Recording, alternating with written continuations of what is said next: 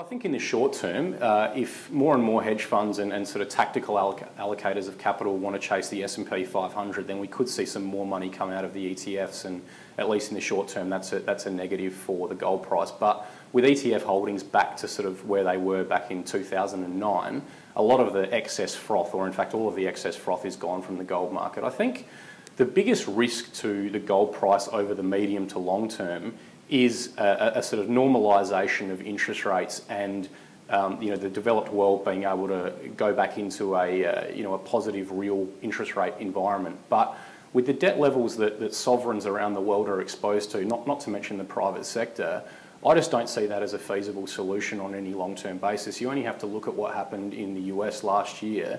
We saw the 10-year hit 3%, and mortgage applications were off 50% in the real economy. So we're in a world that is addicted to cheap credit right now, and that ultimately means that when people are looking for a savings asset, a bank account's not going to cut the mustard anymore. Australian investors with term deposits are suffering this very fate right now. So I actually see over the next few years we're going to see more and more people realise that savings in a bank account are essentially losing their value, and they're going to look to allocate their money towards gold as a inflation hedge, and that will see prices go much higher.